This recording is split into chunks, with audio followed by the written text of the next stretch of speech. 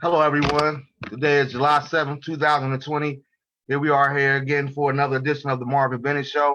I'm excited about tonight's show. One of the things that mostly this whole night will be about race relations. We're going to get into that.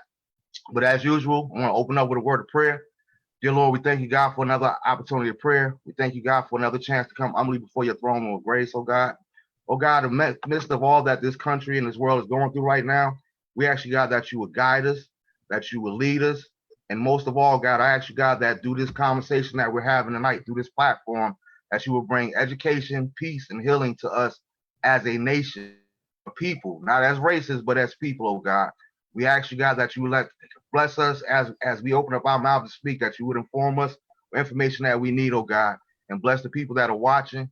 In Jesus' mighty name we pray. Amen. Amen. Amen, brother. Like I said, thank you guys again for tuning in tonight. As always, please, if you have any questions for anybody on the panel, share them in the comments section, and we'll try to get to them as soon as possible. Tonight's topic is going to be race relations. So I'm really excited because I got a pretty diverse panel, which I'll begin to introduce to you guys. First up, I have Heather Reed, who is my sister in Christ. She's married to my big bro, Scott Reed, family members that I have out there in Little Rock, Arkansas. And I also have Amber Simmons and Keith Simmons. Some of you guys may remember them from the first edition, the first week of the very first show. So welcome back as repeat guests. I appreciate you guys. I have George Stanley, who's a friend, co-worker. Appreciate him, man. That's very knowledgeable. So I'm excited to hear what he got to say, man of mad wisdom. And last, I have Cindy Ferguson from Texas, who's online with us. Me and Cindy could explain our relationship to you guys if she cared to. Like, Cindy is my sister in Christ, and I'm ecstatic to actually finally meet her. And I'm looking forward to that. And later on, we'll have Neil Pallotta, who will be joining us as well, who was on our Teachers Edition. So I'll get things started. Me personally, when we talk about race, I'm excited about doing this show tonight because this happens. It seems like this is a topic that no one wants to actually talk about. And then when we do talk about it, we only want to talk about it in our particular circles with like-minded people. And I don't see how the problem could ever get eradicated by doing so. So I kind of wanted to use this platform just to, get different points of views out there and different perspectives. The Reeds, they're from Arkansas, Cindy's from Texas. Keith and Amber, they're from Philadelphia, live down in Florida, I'm sorry. And George is also from Georgia. And Neil will be from, Tallahassee. Florida, bro. Florida, not Georgia. What's wrong with Georgia? Neil will be from New Jersey. But me personally, one of the things that I've always explained, okay, so I'll take myself, for example. Growing up in the city of Newark, New Jersey, I did not see any white. I never went to school with any white students. Even in public school, we didn't have white students. The only white people I would see were teachers. We didn't see white people walking up and down the street when we go downtown. It was just all us, or Hispanic, or things of that nature. So one of the things that I've learned, I've never really considered myself a racist. You know what I mean? I never. And one of the things that it taught me was, as I got older, me personally, I feel like one of the reasons that racism is so successful and works so well is, one, because it's ingrained in the system that we actually live under. Even though people want to talk about how to fix the system, me and my brother talked about it last week in last week's episode. There's nothing wrong with the system. The system is working the way that it was designed to work. But we have to find a way to blow up the system, just like Neo did in the Matrix. Like, we have to get rid of the whole system, as far as I'm concerned. Now, a big part of why racism is still prevalent, though, is not just because of the system, but mass media. Okay? And the reason that I say that is because, like I said, I just explained that I grew up in a predominantly all-black community. The only white people that I seen were on television. Okay? So if I was to play devil's advocate and remove myself from my situation and look through somebody else's lens, if African Americans are only 13 to 15% of the US population, imagine how many communities that are all white, that the only thing that they know about black people is what they see on TV. So you're watching Law and Order, next thing you know, you grab your purse because that dude on Law and Order that robbed somebody or carjacked somebody, they got on a hoodie and a triple fat goose too. It's not that you ever encountered any of these incidents yourself, but when you see on TV and you don't have those personal relationships, all you could base it on is what we see. And I try to tell people, like, don't always believe what your eyes tell you. Your eyes can't lie to you. Just because you see something, or another thing that I always say is perception is not reality. Just because you perceive a thing to be a certain way does not make it necessarily true. So having said all of that, one of the things that we're going to kind of get into tonight is, how we feel about racism, some of the things that we think need to take place for this to be eradicated, if we think it's even possible. And if so, what are some of the things that we could do amongst ourselves to do that? And, before I get started, I wanted to read a quote from Angela Davis that I heard earlier, and it kind of resonated with me. And it says, in a racist society, it is not enough to be non-racist. We must be anti-racist. And I was thinking about that, and it was kind of profound to me because non-racist is like, okay, to me, my definition of that is being non-racist is saying, you know what, I see that there's a problem, but it's not my problem, so it's okay. Anti, I'm totally against it. You know what I mean? Whether I'm taking a part in it or not. And the reason I say that, and it's funny, with all the things that's going on now in the world, it kind of opened my eyes up. I would say my eyes have, I'm glad this is the year 2020, because 2020 is not perfect vision for people that know eyesight, but it's clear vision. And I can honestly say I feel like my vision is being clearer doing all the stuff that's going on. Because one of the things, and the reason I say that is because it's not that I give white people that don't understand these things a pass, so to speak, but I've heard about inequality for women, how women don't make the same pay for years. But I can honestly say that wasn't my fight. I'm not a woman, so it's kind of tough for them. But as I got older and I'm starting to think about this stuff, no, inequality is exactly that. It's inequality. If I do the same job, it shouldn't matter my gender, what I get paid. So a lot of times, I think what we have to do is we have to have personal conviction to say, you know what, sometimes we need to challenge our own way of thinking. And I think that'll help bring healing as well. Because like I said, now I have no problem with finding out about a protest or a march or something for women's equal pay. I will be one of the first ones to be down there. Whereas 5 years ago, I'm not going to that. Things is different because at the end of the day, I hear a lot of people, black and white, talk about the Black Lives Matter movement. And one of the things, I'm not going to speak for the movement because I don't know them as the movement. Me personally, though, when I say Black Lives Matter, or I hear people refer to that, for me, from a personal standpoint, that's not saying that black lives are more important than white lives or any other lives. It's simply about one word, and that's equality. Like, how do we get to be equal in this country?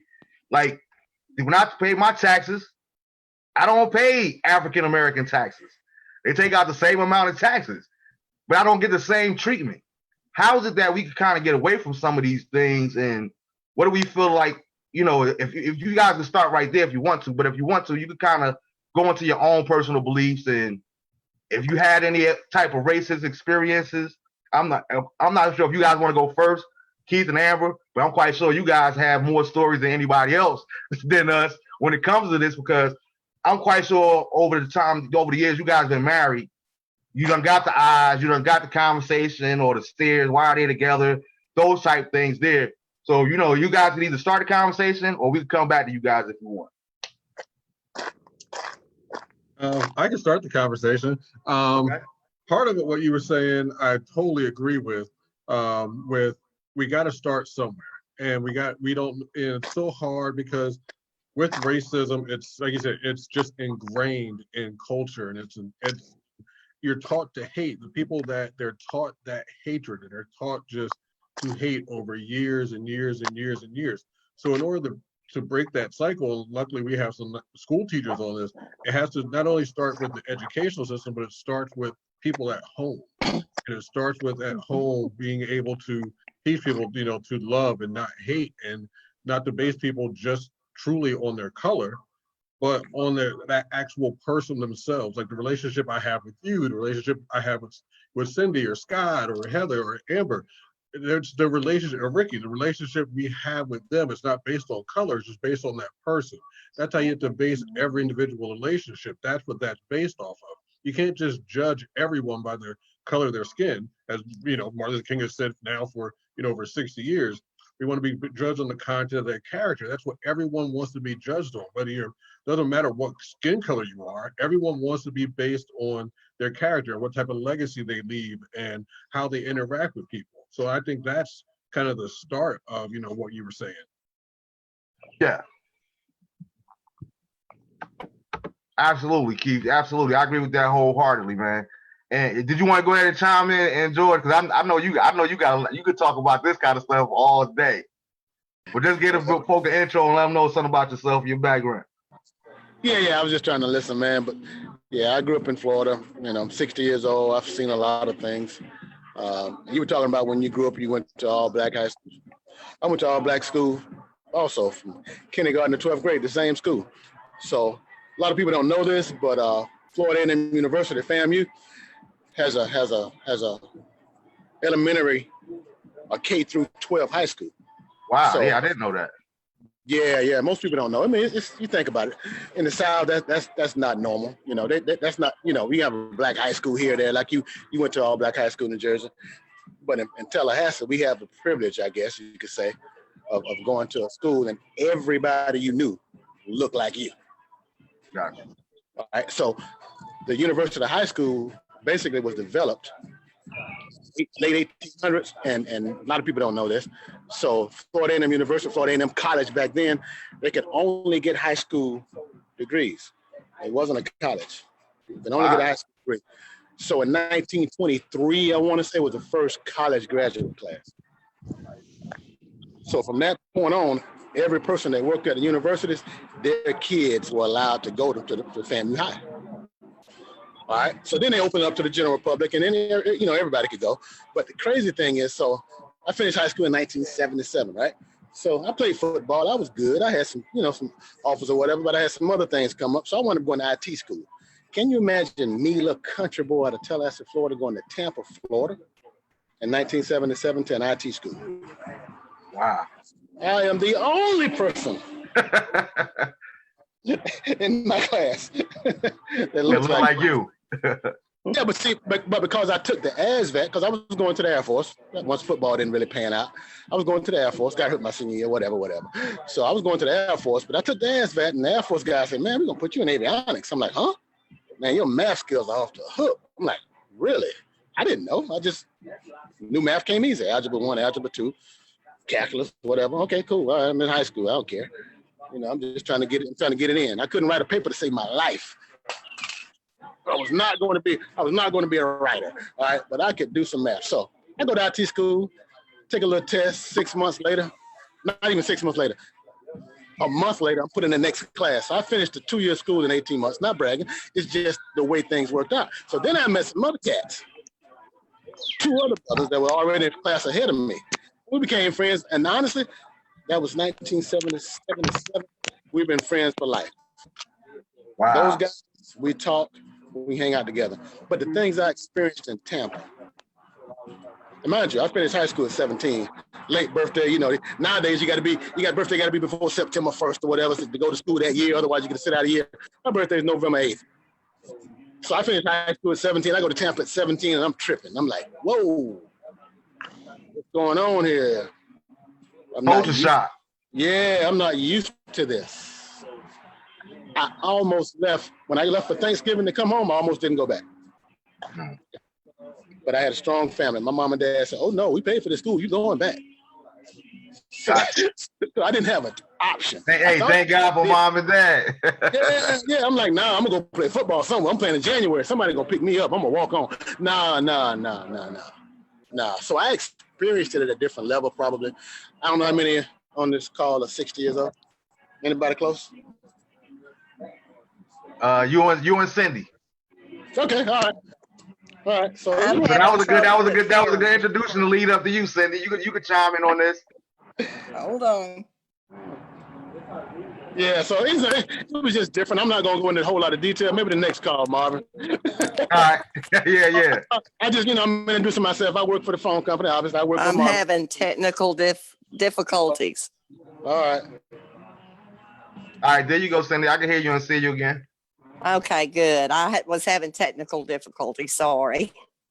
No problem. Tell the people about yourself. Well, I have been born and raised in Texas my whole life, as you can probably tell, and grew up in Dallas. So I was in a big town, and I don't recall having any black kids or even any Hispanic kids in my elementary school.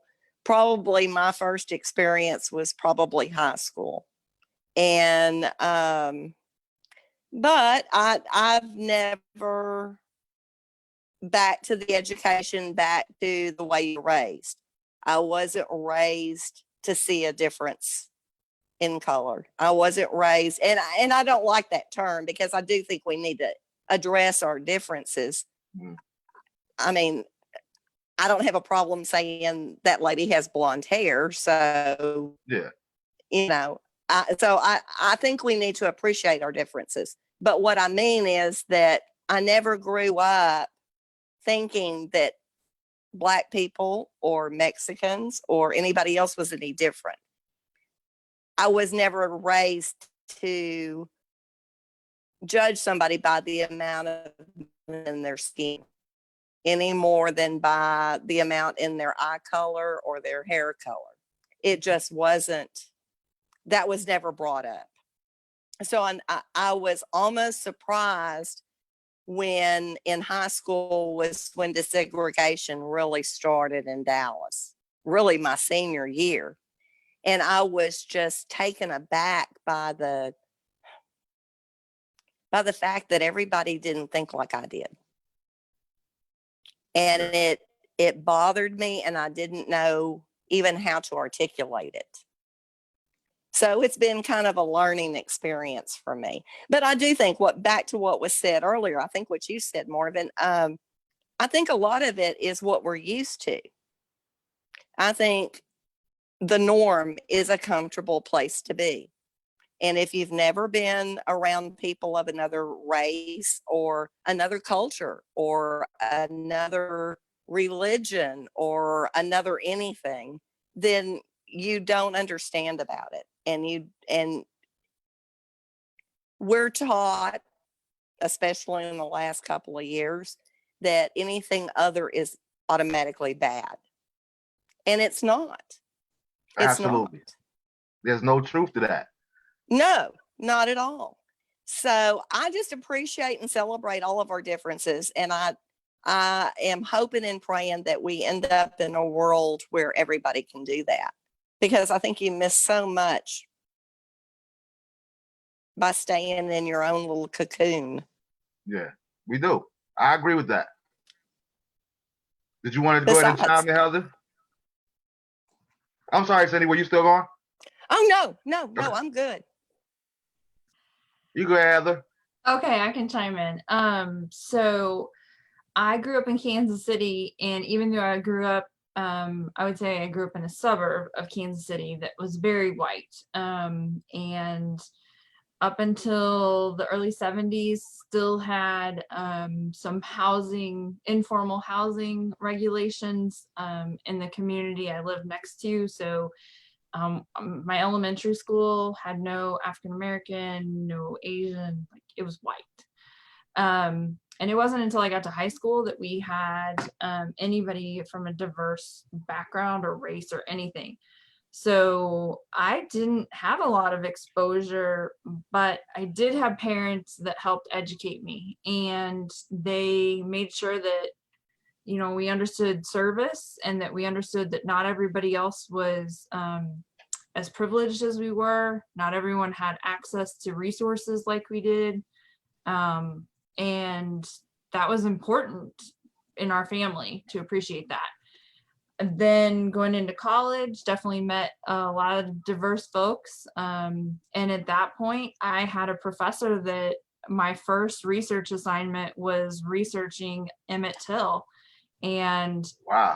yeah, like straight in first research project. He's like, I need you to research African-American poetry and songs related to the Jim Crow laws. And I was like, what? And that's pretty heavy for a kid from, you know, Lee Summit, Missouri, where life's pretty white. Yeah. But I will say, because of that, I learned so much, opened my eyes up to all kinds of injustices, inequality, and I learned a lot about the history. And I think that's been really, really important to me and who I am. So, you know, I've moved around a lot, but I've lived in Alaska, and part of living in Alaska is getting to know the Alaska natives and the different tribes and the traditions and their history and the injustices and the racism that's there. So it's been a huge learning journey for me. I will also say moving to the South has been a huge culture shock for me. Scott's laughing because he knows, he's had to educate me, and I've had to be willing to be educated because he comes from a completely different high school experience. And we just grew up very differently. Yeah. And so he's the first to be like, no, you cannot say that. Or no, you cannot do that. Because in my world, there was no consequences to that, or that didn't mean the same thing. But I've had the privilege of going to a social justice institute for a week. I work in higher education. My passion is first generation students who typically are African American, and I have the ability to, like he said, I love that you get to know the person, and it is really about them, their story, their history, what they want to accomplish, the barriers that they face, how can we navigate those. So this is definitely something that, I work with students every day of diverse backgrounds. And, there are times that I have to say, I don't understand. And that's just being honest and putting myself out there that I've got stuff to learn. So it's, I'm, like I said, I'm very grateful for where I'm at and the opportunity to learn, because it's a passion for me. But I think, education is critical to changing the policies, the structures, the status quo. And if we don't understand how those things came to be, we can't change them to be more egalitarian in the future. So Yeah. I'll throw it over to my husband in the other room. Yeah, I was about to say, Heather, that's one thing that we got in common. Like Keith, I don't think you was on when I was talking about it earlier, but Scott, I met Scott through E, and the first time Eric introduced me to him, he said, "This is my brother here." So what did that make him? Automatically my brother. You know how our family do. Like we would never beat about the skin like this. Like Scott is fam. He's family. So Scott, but I can only imagine what you went through as a white woman coming from Kansas City, like coming from Jersey going to Arkansas. Oh my God, you talk about culture shock. Culture shock is an understatement. It was like moving to the 60s. But Scott, you grew up in that culture, so kind of talk about your state for me. Well, listen, I'm from Pine Bluff, Arkansas. Anybody knows about Pine Bluff? It's the armpit of Arkansas. I went to a majority black school. 10%. It was probably 90-10. And y'all, sorry, my dogs are about to start barking here in a second. But I think when you say 90-10, 90% African American, 10% other. Dollar High School in Pine Bluff, Arkansas. Oh wow. Yeah, and and it was. I mean, I'll be honest. I was raised. There's people in my family that are racist. Mm-hmm. But it was never forced on me. Oh, black people are this way or that way. It was more, you find your own way. But I knew what they thought. Yeah. And some of my Steve. I mean, I've got people that are that are black that are closer to me than some of my own blood relatives. And I thank the good Lord every day that I'm able, that I have you guys in my family. Mm-hmm. And I was raised, my dad was in politics, and he said, Scott, you can never have too many friends. And I'm fortunate enough to I know people that are white, black, yellow, pink. I know them all, and I don't look at them as a color. I look at them as people. Yeah. Just because your thoughts are different than mine doesn't mean that I hate you. I might not agree with you, but I mean, we have to talk about that certain situation, whatever you don't agree with. But did I see racism in school? Yeah, in Pine Bluff, Arkansas. Yeah. Hold on a minute, guys. Let me put my dogs out real quick. Okay? All right, no problem. Yeah, and while he's commenting, you can go ahead and catch up, Amber. And then I'll close. I'll wrap this part up with Nip.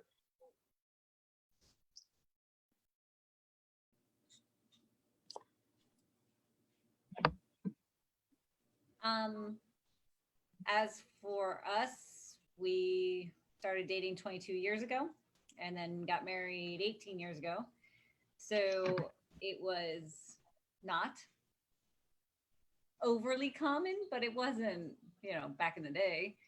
But I had people in my family not thrilled with bringing a black man into our home, into our family.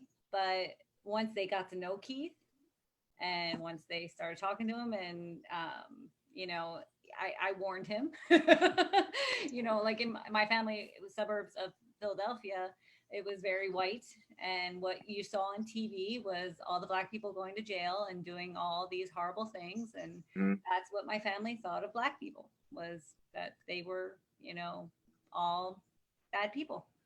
So while you're there, Amber, if you don't mind, I want to ask you something on that. Like, so what do you think that it was within you yourself that said, okay, I have my family over here and tradition versus the man that I want to marry and love? Like, how hard was that decision for you to say, you know what, I'm going with my heart on this one?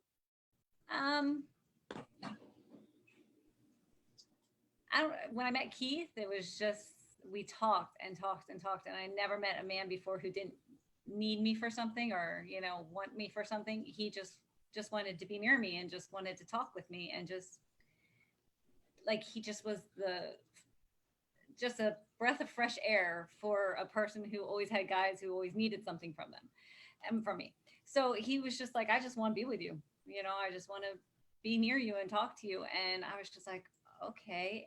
And that just grew into such a respect that I didn't care who didn't like Keith. I loved him. And yeah, I don't know. My parents came around very quickly.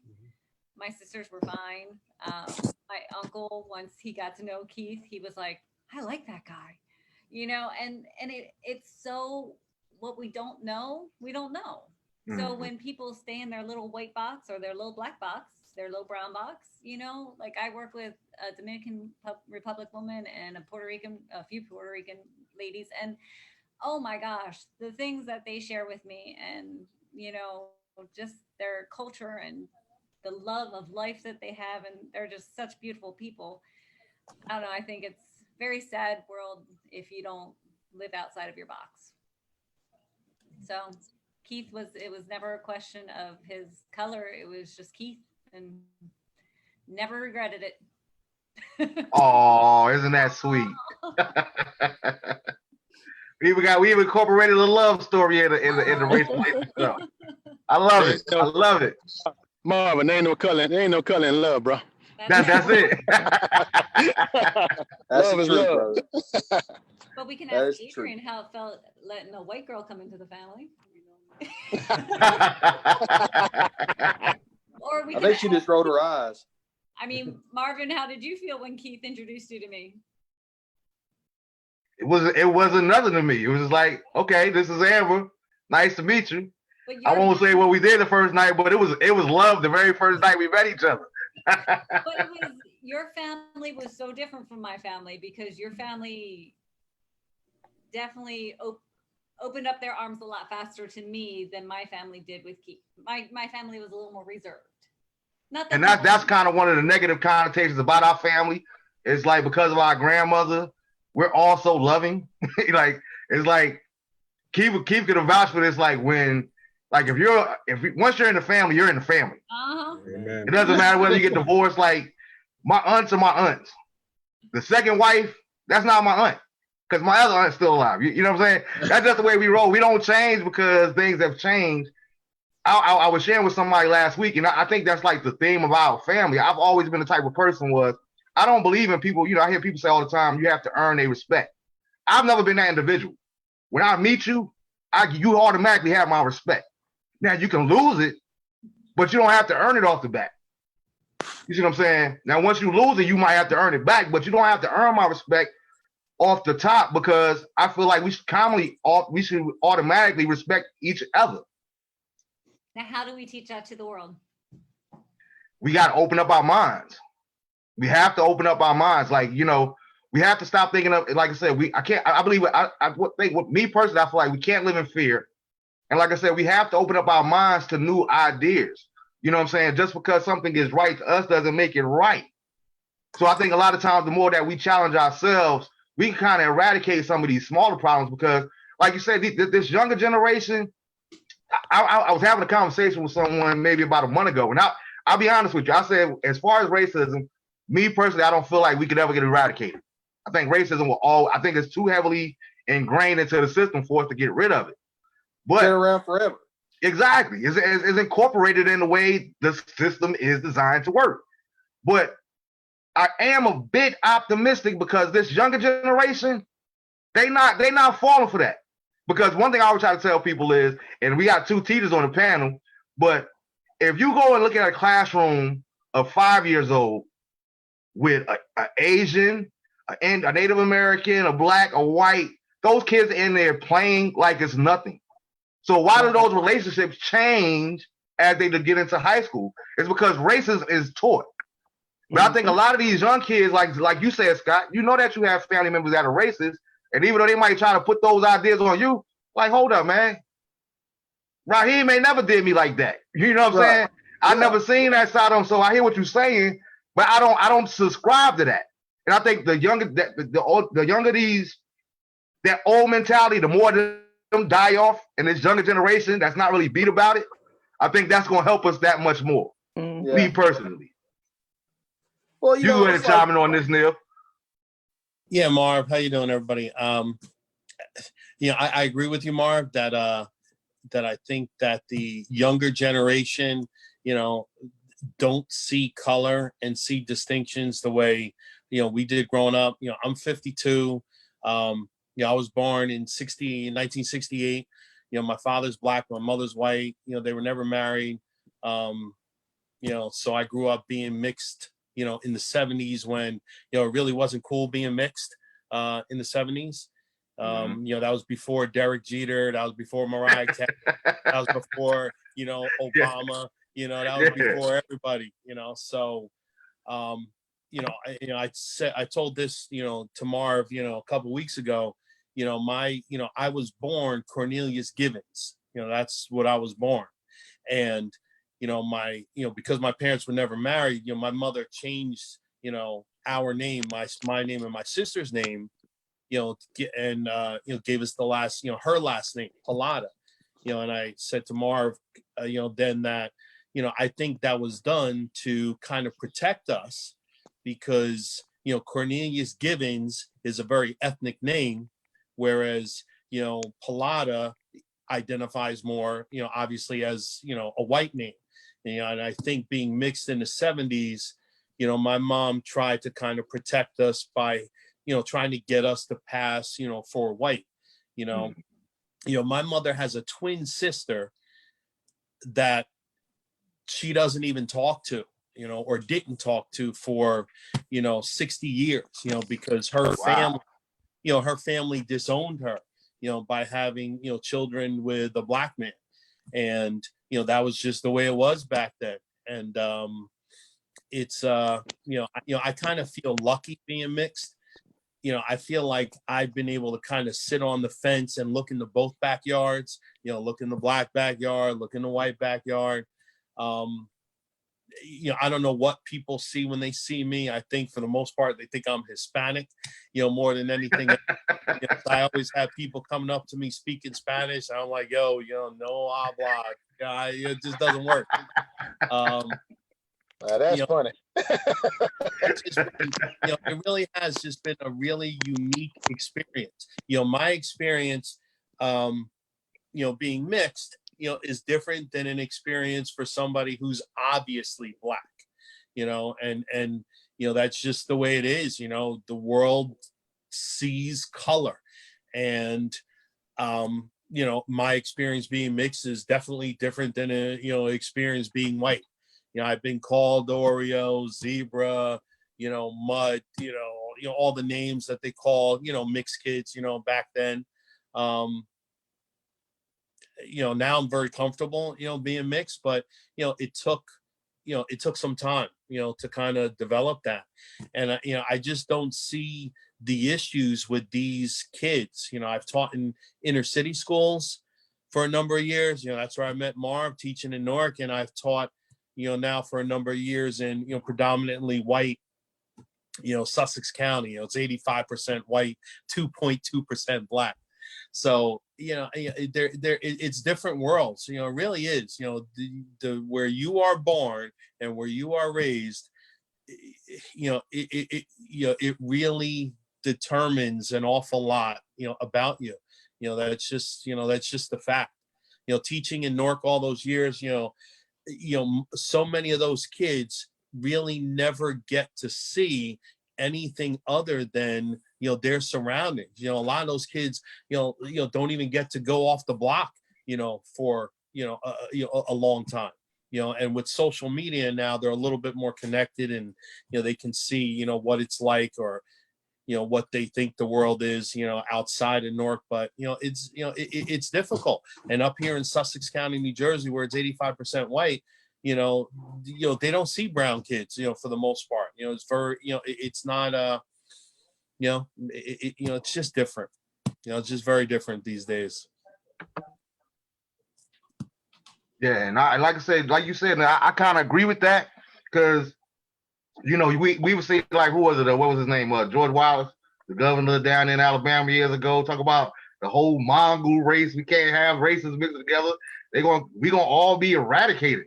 But my thing is if we all get an education that we're supposed to, what difference does it make if we become biracial? Like, what is that mindset that, oh my God, we can't let the white man die? Like, we have to hold on to something. Like, where does that mentality come from? I think it's just the way people are raised, you know, but I think that is, you know, a generation that's dying out. I mean, obviously you still have, you know, your people that are still racist, and, you know, everything is so politicized these days. But, you know, I think it's less in systemic than it was, you know, 40, 50 years ago, you know, but it's certainly still there. You know, it hasn't disappeared.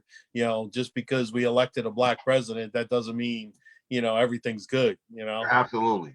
Obviously, you know, I think, you know, electing a black president actually brought on the reaction, you know, which is Trump, you know, where, you know, people were so angry to see an African-American president, you know, now this, you know, reversed, and all of Idiot to do now. all that, that deep-seated, racism, like people, they don't even care about hiding it anymore. It's crazy. Yeah, that's real true. And that you could find examples of that from state to state, which is kind of scary to me because he what it is, I feel like what he did was he created, I think it was you, Keith, that brought it up on the first show, like in a weird way. I would never say Donald Trump is a man of God, but it's funny how you got somebody that was so idiotic that people that didn't normally get along, now they're uniting all of a sudden. Now we're having these conversations which we wasn't having before because everything was so business as usual. And I believe that he caused up enough conversation and enough drama, so to speak, that now we're having these conversations. Now you have more people that are using platforms like this here because we actually care. We're the ones that care because at the end of the day, it doesn't matter what the politicians are saying. We kind of talked about it, I think it was last week, where we talked about how a lot of this stuff has to do with a lot of the laws too. Cindy, you were talking about that earlier, how when I was saying, like, to me, I think one of the things that could help us is if we as a people will educate ourselves. I think it's disheartening and sad that so many people don't know about Tulsa, Oklahoma, Black Wall Street. People don't know about the 1893 massacre of Wilmington, where Wilmington had the African Americans in the state of here in the state of North Carolina. It was actually the first capital of North Carolina, where blacks had their own grocery stores, they had their own gas stations, they had their own banks, which mean that they could go get approved for housing and everything else. But they burnt the whole city down because whatever reasons. Me personally, I wasn't there, so I don't know. But I would feel like it's like at the end of the day, you messing with my bottom line, and if I let you do all of that within your community, that's money that I'm missing out. So I think that money is a big part of it too. Like we have to have equality in the dispersing of the funding. We talked about it in the education episode, Neil. How you get less funding in North than you do in other places. Like, why is that? If the state as a state, if you have money for schooling, why is it not distributed amongst the students equally? So Marvin, go ahead, George. Yeah, give me a second. So I'm gonna go back a little bit, then I'm gonna come back to where you are right now. Mm-hmm. So we're talking about racism. Racism is taught, all right? So yeah, I don't know if I told you or not. You know what I do for part-time, right? I'm a football official. Yeah. All right. So I also coached Pee Wee and Junior League football. Okay. I got 4 sons. So the older 2 were, previous arrangement. Then I got married and did it the right way. Okay. All right. So having said that, I got a 30-year-old son that's a professor. He got his PhD from Michigan State. He got it at 26 years old. All right. I got a 27-year-old actuarial science. Those kids played for me from 5 years old, along with their friends who were white, mostly because I grew up, I didn't grow up. I grew up in Tallahassee. This is, I guess, 65, 35, 65 white, 35% black. But that's cool. Some of those same kids that they went to elementary school with, some of those same kids that they played flag football. I didn't coach Pee Wee and Junior League tackle because I wasn't a fan of, although I played the sport, I wasn't a fan of contact sports at a young age. So I coached flag football. Those kids grew up together, played together, and were crazy about each other. They come to each other's houses and do birthday parties, right? When those kids got to high school, those kids turned on my kids. Like they were the enemy. Mm-hmm. So it was taught. Those kids at 5, 6, 7, 8, 9, 10 years old were best friends. Wow. Somewhere between 9th grade and 11th grade, maybe, everything changed. And my kids weren't understanding because I always taught them and raised them to just see people for who they are. You don't look at color. Although I experienced some stuff, I was trying to shelter my kids from that. Yeah. Yeah, I'm like, okay, I grew up in the 60s and the 70s. All right, so those things in my mind, when my kids were born in 89 and 92, those things are over. All right, we're not dealing with that crap no more. So those kids change. Today, those same kids don't speak to each other. They're not friends on Facebook. There's onesies, twosies, but then they turn around and look at the things that these guys are posting. It's like, Daddy, how were we friends 20 years ago, 17 years ago? I say, y'all were kids. Y'all were just kids. It's crushing. You were kids. That's it. And it's like that being taught hatred, you lose your innocence. Yeah, because you don't know any better, right? Yeah. You don't know any better. You're a kid, I'm a kid. We're in second grade, we're in third grade, we're in fifth grade, we're going to middle school together. Yo, what's up? My son's name is Darius. He had a friend named Dane. Dane, what's up, man? How you doing? Whatever. They played football against each other in high school, and Dane act like he hated my son. And that's probably because they were beating him. But I give Dane credit. You know what Dane did? After the game, he found me and he shook my hand and grabbed me and said, Coach, man, I love you. That's what he said to me. But he like he hated my kid, and I couldn't figure that out. To this day, 60 years old, I still can't figure out how you love me, but you got like you don't like my son no more. And y'all played ball together for like 5-6 years. So I don't understand it, but it is what it is. And it had to be taught. Because I saw them at their purest. Yeah. Coming out of kindergarten, going to first grade in the fall, playing flag football together on the same team. Buddy, go to the house, hang out, do whatever. And then about 14, 15 years old, it changed. So I just wanted to say, man, I'm almost exhausted now. It brought back some memories, man, that don't make me feel real happy. So. Yeah, and it's sad that it's like that, because like Neil said, Neil was actually one of my teachers. And I knew Neil was biracial, but it was like totally, it didn't matter. Like, okay, prime example, to me, it was just like, it wasn't abnormal. I can remember the first time you ever, like we finished bowling deal and you invited me over to the house. I wasn't thinking like, why is this half white dude inviting me over to his house? Is he going to try to Jeffrey Dahmer me? Or like, it wasn't nothing weird. Like it wasn't like, it was nothing that I didn't think any of the things that I seen in episodes of shows and things like that on Teacher, because we had already developed the relationship. Yeah. Like that's good. I talk about it. You didn't just talk about being a good person. You lived the life of example. You know what I mean? You was willing, as a teacher, you was willing to help us as long as you was willing to see that we was helping ourselves. You wasn't gonna fall for the okie doke, but if I see you trying, guess what? I'm gonna try with you. And if that takes me staying at the school, if that takes us going to sit out in the park and got this regular atmosphere for you to actually learn something, I'm game for that. And I feel like there's not enough teachers that actually do that, because, and now don't get me wrong, it's not the teacher's responsibility, but I believe that teachers could help eradicate some of this stuff. But like you said, at the core of it, we have to systematically try to destroy this mindset at home. Mm-hmm.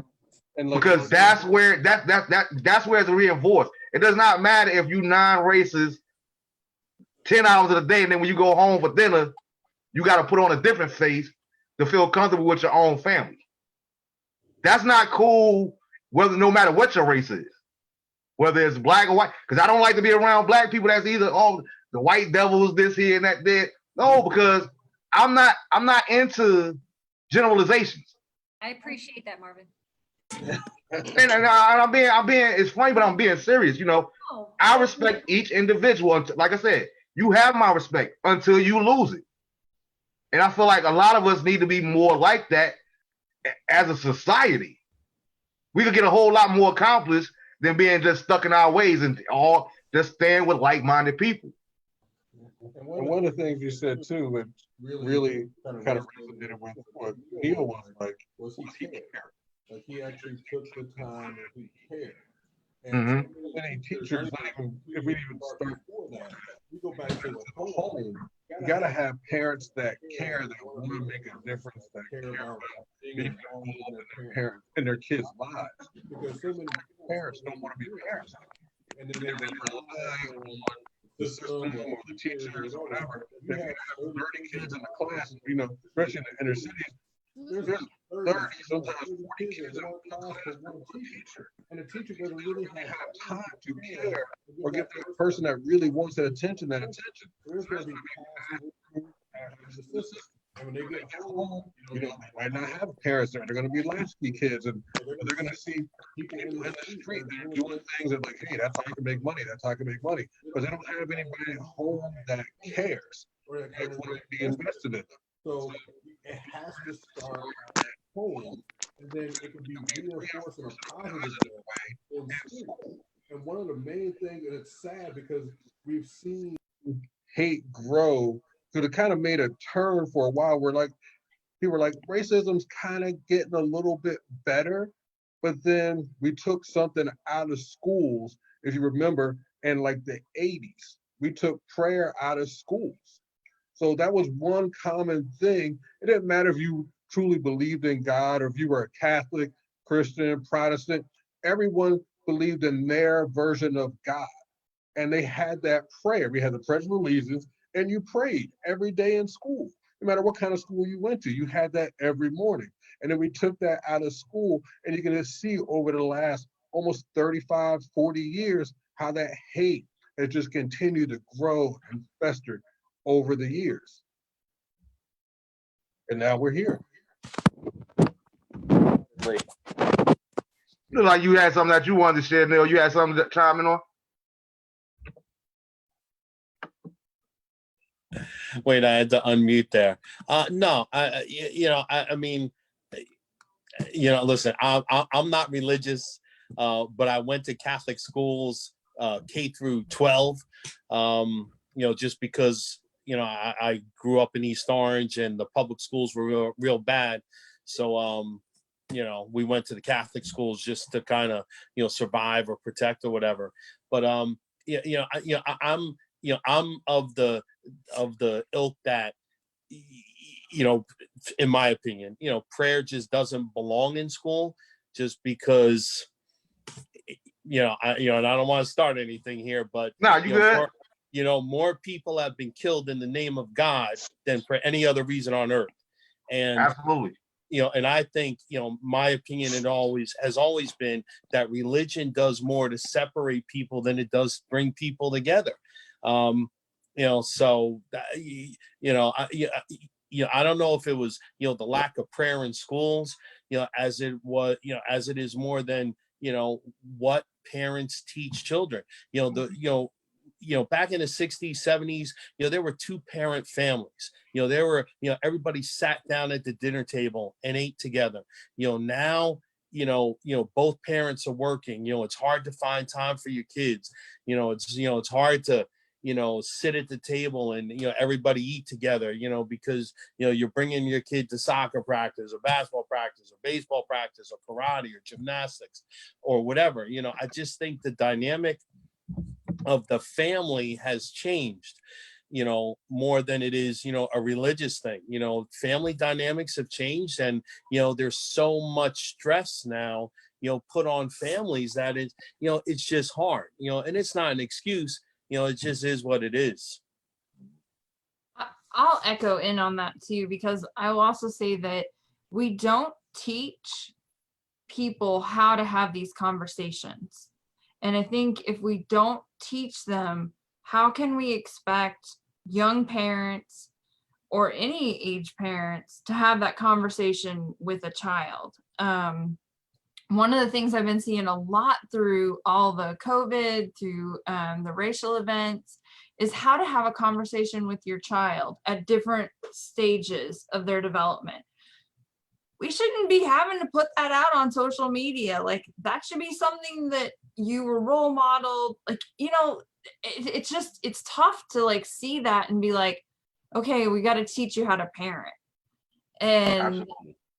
It's like, you could go out there and Google, how to have a conversation about race with your child, and you're going to get a million different articles and a million different opinions, because it's not something that, we've lost that conversation, that art of conversation. And, I think that has a lot to do with it. If you don't talk about it at home, then, you're seeing it in your environment. You're seeing it from, different policies that stand out. And I say policies in the fact that, we've talked a little bit about that change that happens around 14, 15, the innocence of childhood.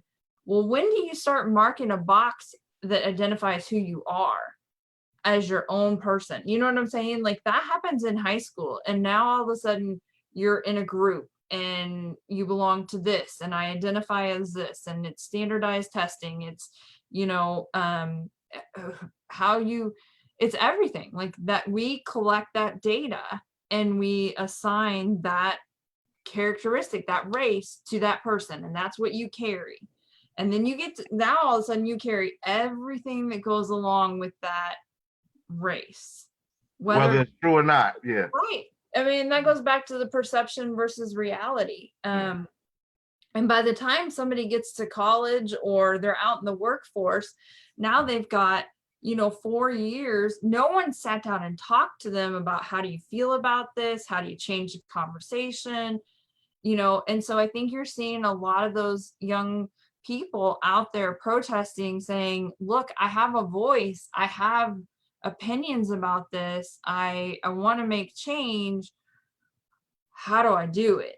And I think part of going along with not only the conversation is what is appropriate action to take.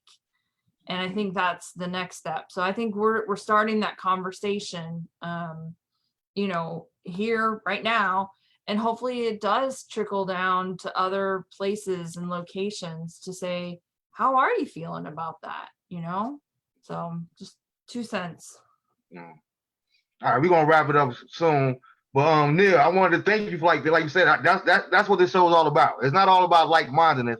I'm glad that you went there because like I know you personally. Don't change our friendship. You know I'm a Christian. I know you don't believe. You know you're not religious at all. And in the future, I'm actually going to have a show about that, and I kind of want you to be in on that one because I want to have different. Like I said, I don't want all like-minded people. Right. But you know, me personally, I'm trying to hear God on how to shift me personally, because I agree with you wholeheartedly. Me personally, I'm trying to move away from religion and preach more spirituality because that's what it's about. It's about your relationship.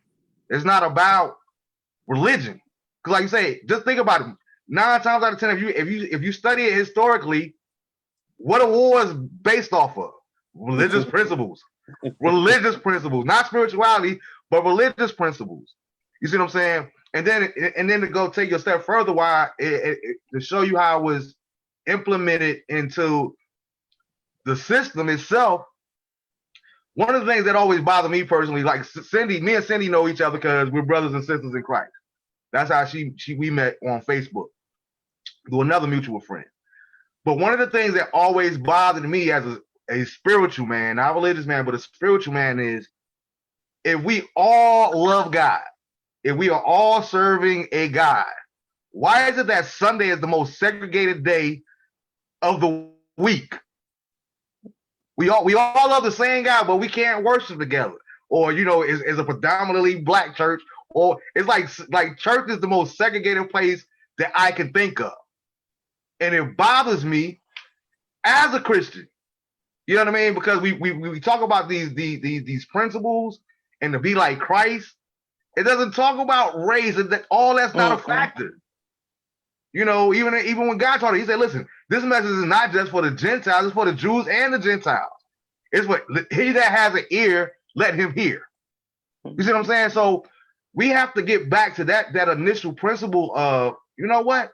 I'm not worried about how tall you are, how skinny you are, how short you are, what the color of your skin is I'm going to give you a chance to be another decent human being to me and be a friend. Because as we develop these relationships, there's no way in the world that if enough of us have this reaction and have these conversations, that it won't bring about change.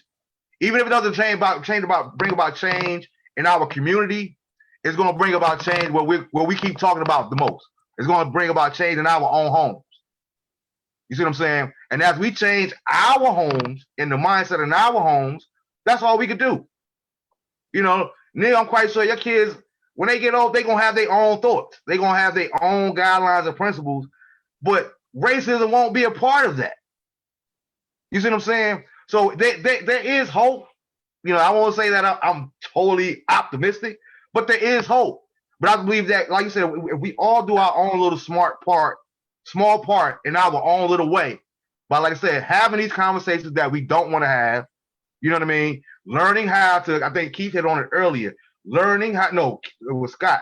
Learning how to agree to disagree. Like, I got family members that I love dearly, but we do not see all the time. Like, I love the Giants. I don't understand why my brother is dumb enough to be a Kansas City Chief fan his whole life. And shout out to them bums because they actually finally won a Super Bowl. Oh, you about to start a fight, brother. Your sister about to come through this Zoom meeting. Go ahead. Like, you in Jersey, you from New Jersey, dude. You ain't never been to Kansas City. You see what I'm saying? So we have, it's okay to have disagreements. It's okay to not be like-minded, but it doesn't change the nature of who we are and it shouldn't change our relationship. Right. You know, we shouldn't have those incidents like George's son, where we could play together and spend the night together as kids, but when we get to high school, I can't come over your house anymore. Why? I just don't feel comfortable. You know, half the time they won't want to tell you the real reason. You know what I mean? Right. Which means that it's something that they're ashamed of. You know what I mean? So we have to do it within our own frame. I feel like we have to control what it is that we can control. Right. And I think a lot of it is taking part in conversations like this here, having platforms where we could all try to come together. Like I said, when I do a show on spirituality and religion, it's not going to be a whole bunch of Christians. It's not going to be a panel full of Christians. I need an atheist on there. I need a Muslim on there. You see what I'm saying? If I can find a Hindu friend, I want him on the show. Because the Bible, even in the Bible, it says, let us come together and let us reason. Which means that everybody sitting at that table is not like-minded. You feel what I'm saying? So once we get to that point there, I think that we can bring about real change, man. We're going to get ready to wrap up again. I want to thank all my panelists. I want to thank Heather and Scott for coming in, Amber, Keith, George, Neil, and last but not least, Cindy. Cindy, did you want to close us out with any final thoughts? I thoroughly enjoyed it. Me too. And I'd like to do it again. I've enjoyed listening to everybody's perspective, and I've learned a lot, and that's key. All right. And I've enjoyed it. All right, yeah, and we definitely going to do another topic on this, because this is one of those subjects that we could go in and out about all day, all night long. But we definitely going to get back to this again. And one of the things when we do this again, when we talk about specifically race relations, being that you and Neil are in education, I kind of want to hear you guys' perspective on that there, or things that you guys see from an educational standpoint that you think that could be changed, whether they're going to listen to you or not. Tell us as parents and as people in our community that care, some of those things that we could take down to our Board of Education, because we want to see this particular kind of change. We want to see you implement this in the school program, even if that means me coming out to a PTA meeting once a week, which everybody seems too busy to be able to do it. But if we really care about, one thing I live by is I truly believe that, and people show it to you all the time, actions speak louder than words. But no matter how busy we are, people make time for what they want. Mm-hmm. You know what I'm saying? And whatever you want and what you really care about, you will find a way to make time for it. Mm-hmm. So if we really care about changing our educational system and all that there, you guys try to come up with some things or some tips for us parents or just people in our communities that we could do to help lighten that burden, so to speak. Did you wanted to have any last words, Scott?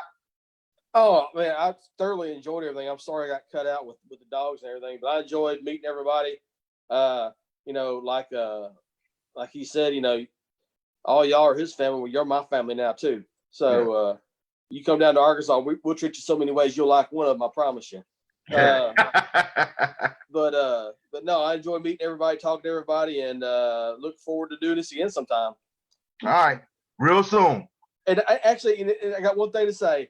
Mm-hmm. And it reminds me of is an In Vogue song. Free your mind and the rest will follow, folks. That's an important lyric. I like that.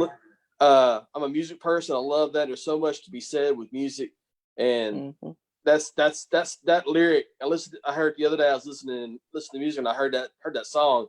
And I was like, if you just listen to that song, just free your mind, and the rest will follow. So just live your life, folks. Absolutely. What you got, sis, Heather? I just am so grateful. I'm sorry, Scott. Just He's a good guy. You're not the only love story here. Hello.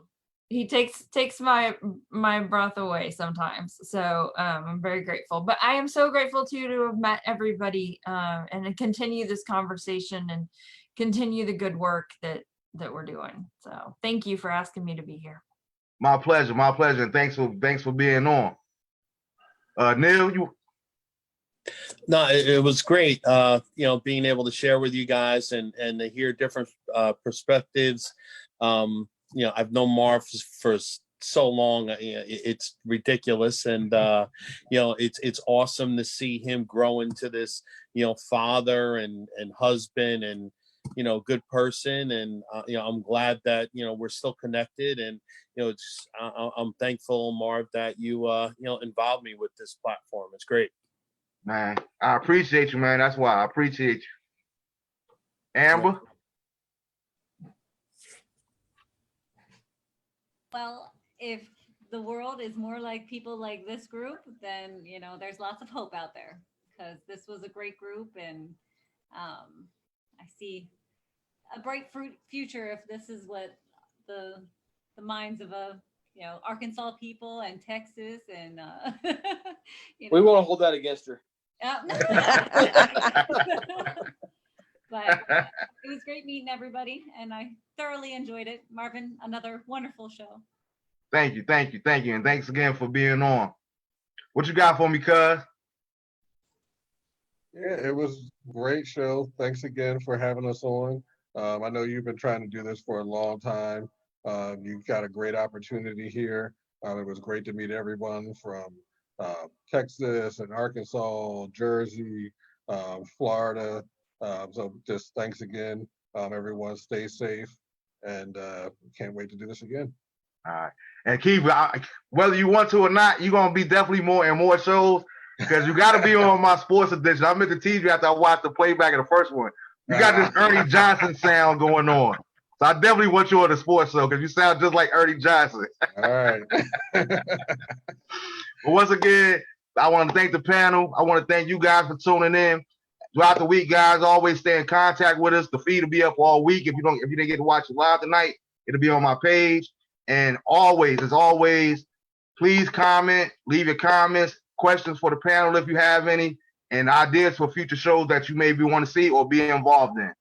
With that being said, Mr. Lee, Mo, know that I love you intentionally, and I also love you unconditionally. Peace out, and I'll see you guys next week. Peace out.